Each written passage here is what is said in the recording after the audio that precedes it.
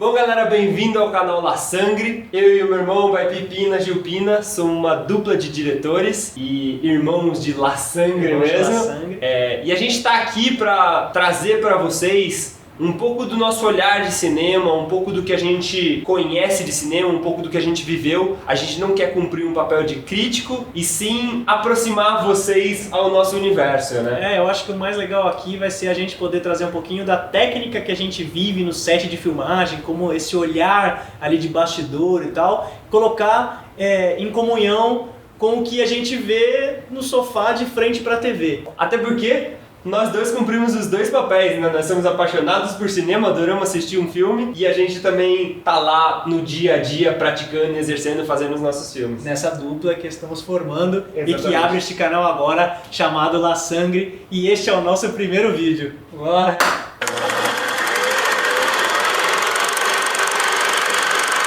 A gente tá muito feliz, né, Má? Tem aqui uma presença, de um cara que é assim super querido. Meu amigo Miro Malacrida. O Miro, pra quem não sabe, ele é do Insta Cinéfilos. Provavelmente você que está vendo esse vídeo, como é o primeiro nosso, pode ser que você esteja vindo via Miro. Então pra gente também é muito legal. Então bem-vindo aqui no nosso canal. E, pô, Miro, fala um pouquinho de você, assim, um LinkedIn seu aí. Então, muito obrigado pelo convite. Uma honra estar aqui. Eu trampo com isso já faz uns 5 anos, curto muito filmes e séries, e minha ideia sempre foi levar informação rápida para os seguidores, para todo mundo se engajar mais, para gostar mais de assistir filmes e séries, porque antes ainda era muito aquela coisa de quem assiste muito é quem não tem o que fazer, ou tipo, é muito nerd, entendeu? E aí eu quero sempre, cada dia mais, quebrar isso. Muito legal. Não, e eu vi uma coisa que você postou hoje que foi muito bacana, assim, que você tava falando, pô, galera, não vamos ficar pressão com quem tá começando a ver filme agora, então botando que você não entende tanto de filme que nem eu. E isso tem muito a ver com o que a gente quer aqui, né, Bá? Com certeza. Eu acho que o cinema, ele é uma coisa, ele é uma arte, né? Não deixa de ser uma arte. Então, assim, a gente tem um olhar mais leigo, que a gente busca o entretenimento sempre no cinema. A arte, ela funciona de maneiras diferentes em cada um, né? Então, a gente tem um filme que é o Roma, causa um choque nas pessoas. Tem os apaixonados por arte que vão buscar toda a informação por trás do filme. Tem aquelas pessoas que estão assistindo um filme por simples entretenimento e talvez não consigam dar conta. Eu mesmo assisti, eu sou um cara técnico de cinema e eu consegui assistir 27 minutos do filme. Cara, então arte é isso, né? É engraçado porque eu recebi alguns directs ou comentários mesmo nas fotos de quando eu postava sobre Roma, que a galera não conseguiu assistir. Cara, que filme chato. Cara, é preto e branco, eu fiquei agoniado, não dei conta. Mas olha o contraste, né? A gente vai entrar aqui especificamente em Roma, então assim, dando realmente início a esse nosso vídeo aqui, começa agora os destaques do Oscar. Bom, galera, falando dos destaques do Oscar, a gente separou aqui alguns tópicos e o primeiro tópico é... falando um pouco em empoderamento das minorias, acho que esse foi o Oscar, assim, apesar de o ano passado, e a temática do mundo é um pouco essa, né, de a gente trazer o assunto das minorias, acho que neste Oscar teve uma coisa do Black Power, do Girl Power, do Latin Power, muito evidente, não só LGBT Power, não só como presença, mas como os caras realmente estavam lá em cima, tipo, ganhando coisa. Normalmente, o filme a categoria que precede melhor filme é melhor ator. Esse ano foi melhor atriz. Foi um ano, assim, bem interessante nesse sentido, né? Olhando pro ano passado, a gente viu muito filme falando sobre isso e conquistando prêmios falando sobre isso. E esse ano a gente viu as pessoas botando a mão na massa, assim. Então a gente viu um filme Pantera Negra só com negros, uma equipe inteira de negros. A gente tinha um diretor negro disputando o melhor diretor, o Spike Lee. Então, assim, foi um ano que a gente viu um movimento, o filme das meninas, o documentário, falando sobre menstruação. Então, a gente teve um movimento das minorias muito legal, assim, esse ano dentro do mercado, não só nos filmes. Eu gostaria de destacar alguns filmes pelo seu grande poder, que seria o Green Book e o Infiltrado na Clã, ambos pela diversidade e pelo empoderamento negro, né? A favorita pelo seu destaque LGBT, das 3 personagens terem aquele romance, aquele conflito, né? E acho muito importante também o Pantera Negra, porque, cara, não é só um filme de herói, o Pantera Negra. Eu acho que é muito mais do que isso. Dois atores são brancos apenas. Fora a parte da produção, que eu procurei saber que é tipo 95%, se eu não me engano, também da produção por trás do filme é negra. Então, tipo, é muito legal como nesse Oscar veio totalmente assim, e é totalmente merecido. A gente tem pra mim o melhor filme do ano, inclusive, que é o Homem-Aranha, que a gente teve uma animação que as crianças estão vendo um herói mexicano e negro. Então, assim, pai negro, mãe mexicana. E aí, pegando o gancho dos mexicanos, né, cara, assim, por mais que a toada foi de Pantera Negra ter ganho muita coisa e tal, mais uma vez os mexicanos, e aí assim, com um discurso em espanhol rolando pra galera, o Javier Bardem falando em espanhol, um discurso politizado pra caramba. Minha pequenininha, você caiu, meu amor! Então, assim, pô, a gente, e o México com tudo, né, cara, na polêmica lá também, política e social, do muro e tal, os caras, vários speeches em espanhol e mais uma vez um diretor mexicano ganhando, que é inclusive o nosso segundo tema. Sendo um dos representantes dessa fase super poderosa dos mexicanos no cinema, né? A gente tem, nos 6 últimos anos, a gente tem 5 vezes o México ganhando o melhor diretor, com o Iñárritu, com o Cuarón, o Del Toro. Eles estão chegando com muita força e eu acho assim, o Cuarón esse ano, pra mim, ele é um baita destaque. De novo, volto a repetir, eu não gostei de Roma como filme, mas ele é um baita destaque porque é um cara que, assim, ele foi buscar a origem dele pra fazer um filme, sendo ele um cara que, por exemplo, ganhou Oscar com Gravidade, é um diretor que fez Harry Potter, então assim, ele já se provou como Hollywood e ele foi buscar a origem dele pra fazer.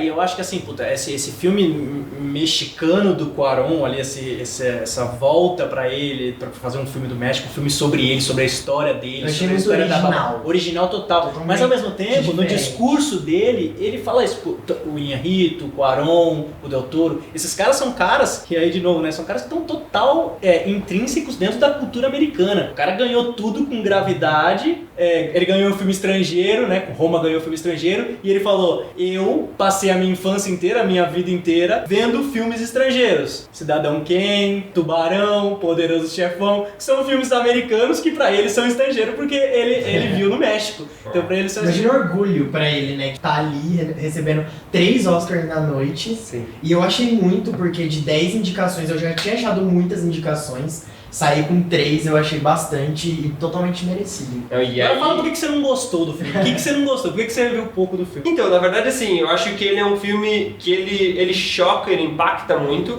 ele consegue causar o que ele quer causar, mas eu tenho um pouco de dificuldade com arte nesse sentido, que é assim, eu não consigo, eu primeiro preciso assistir um filme, gostar do filme e depois eu vou buscar a história por trás do filme. E quando começou o filme lá, eu passei 4 minutos olhando uma água correndo no chão do lugar, eu já sabia o que eu ia encontrar pela frente e eu confesso que eu tenho um bloqueio ainda com isso. Eu não consigo ir num museu, olhar um quadro branco e alguém virar pra mim e falar assim, nossa, que lindo esse quadro branco porque o pintor pintou quando ele tava no exílio. E eu acho que assim, de novo, pra que a gente não tenha, você precisa ver este filme porque ele é super cult, porque falaram que ele é super bom, e aí você não entende e você se sente na obrigação de falar, ele é bom porque todo mundo falou que ele é bom. Acho que a gente tem que fugir disso, mas ao mesmo tempo, tem uma coisa de você educar o seu olhar.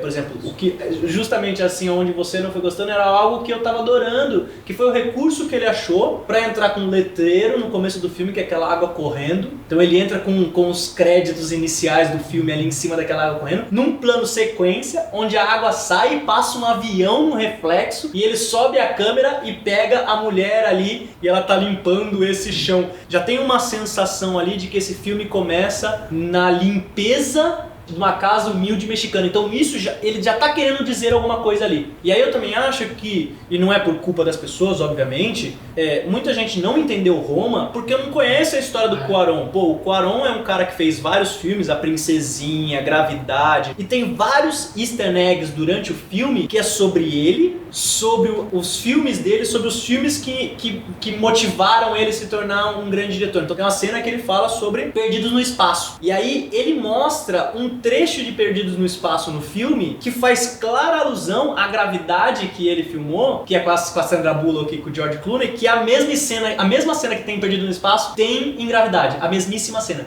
E varreu o Oscar com Gravidade, né? Quando eu comecei a assistir o filme, eu também falei, cara, que é isso? É um chão sendo lavado, 5 minutos mais ou menos quase de cena, um chão sendo lavado. Fiquei pensando, cara, o filme vai ser assim, o filme inteiro.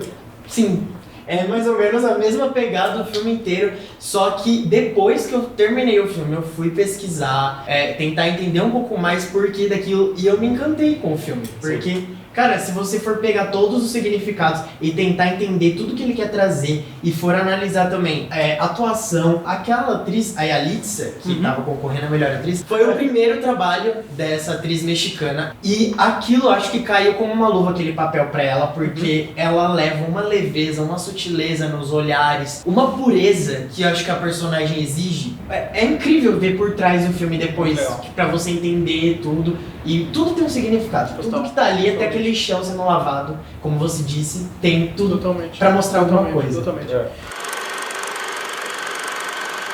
Esse é um ponto que as pessoas têm um teco de dificuldade ali de entender, né? A gente tá acostumado com fotografia, hoje com a geração celular, né? A gente faz fotografia o tempo inteiro. E quando a gente fala em fotografia no cinema, a gente tá falando da direção de fotografia. É tudo relacionado à imagem que a gente tem do filme. Então, a luz que a gente está inserindo no filme, a cor que a gente faz no filme, todo o tratamento visual da imagem é referente à fotografia. A gente não pode encarar a fotografia como um still, que a gente fala, que é uma imagem parada, né? A fotografia do cinema é uma foto em movimento. Então, movimentos de câmera entram dentro da fotografia. Então, muitas vezes a gente confunde, até quem é técnico confunde o que é um enquadramento com o que é um movimento de câmera, né? Porque normalmente o diretor enquadra e o fotógrafo dá um movimento para a câmera. Óbvio que a gente vai ter misturas disso durante todo o processo. O próprio Cuarón acabou de fazer o filme dele fazendo a própria fotografia. Não, é importante falar isso, que assim, na grande maioria das vezes, o diretor de fotografia não é o diretor do filme. Então o cara que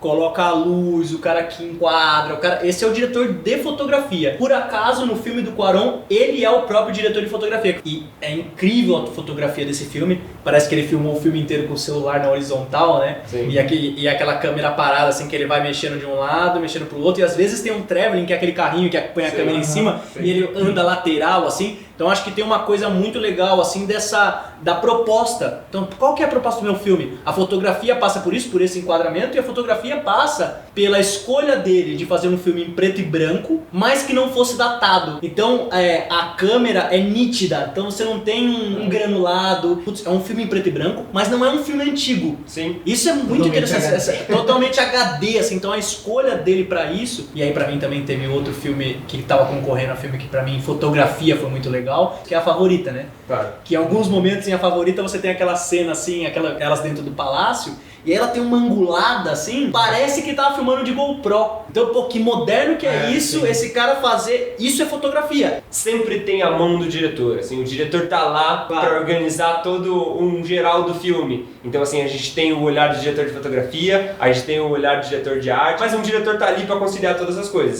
Tem um caso famoso que é quando o Fernando Meirelles fez aquela cena da galinha do Cidade de Deus, aquela câmera que persegue a galinha, que o Spielberg ligou para ele, falou, cara, como você fez isso? Que tipo de câmera que você usou? A gente já testou tudo aqui e não conseguiu fazer. Eles se reuniram lá. O Spielberg, o Scorsese, todos os eles estavam reunidos procurando os equipamentos nas locadoras em Hollywood para entender que Steadicam, que movimento é esse, como é que ele fazia esse movimento. E como que ele fez? Mais simples, eu coloquei minha câmera amarrada numa vassoura e fiz a cena. Fez a cena com a vassoura percorrendo na linha. Então, assim, tudo isso são categorias técnicas que às vezes o filme ele não é tão bom como entretenimento pra você, mas na técnica, e é isso que os caras julgam muito no Oscar. Então a gente tem categorias técnicas como figurino, como maquiagem e cabelo. Pô, Vice não ganhou nada e ganhou maquiagem e cabelo. Os caras assim, tipo, puta, meu, acertaram nisso aqui perfeitamente. E acho que esse ponto que você está falando, por exemplo, tem gente ganhando categoria técnica como Roma, que elaborou, que foi buscar uma coisa, um filme cult, né, que a gente chama, E tem lá, a diretora de arte, que é uma surpresa desse ano, a primeira negra mulher diretora de arte a ganhar o Oscar, ganhou com um filme mega blockbuster que é o Pantera Negra, assim, então dá pra você aplicar a técnica de várias formas. Total, né? não, isso é muito legal também a gente deixar claro que assim, o que a gente chama no dia a dia, né, direção de arte, é que lá nos Estados Unidos eles chamam de design de produção. Então o que é a direção de arte? O cara que decora, aqui no nosso caso, diretores de arte dessa cena fomos nós mesmos. Então a decoração do lugar, todos os elementos que estão ali, isso é a direção de arte, o que é chamado por eles de design de produção. Então essas categorias técnicas fazem muita diferença. E aí eu queria entrar numa categoria técnica com vocês aqui, que é categorias de som. Falando de Shallow, que é o nosso tema, o Bá vai dar uma palhinha. Aí, boa. Não, que assim, pra mim teve uma coisa muito legal, assim, que foi a primeira performance deles no palco, que foi incrível, uma das coisas uma das performances mais lindas do Oscar, assim, de todos os tempos. O que eu já não acho, e é meu, me perdoem fãs de Lady Gaga, que eu não acho que ela vai tão bem como atriz. Como canção, inegável que merecia ganhar como canção original. E é legal também a gente falar que existe uma diferença entre trilha sonora e canção original. A trilha sonora é o permear das músicas que vão acompanhando o filme inteiro, né? Então é o soundtrack do filme inteiro. Então, tem muita coisa de orquestra.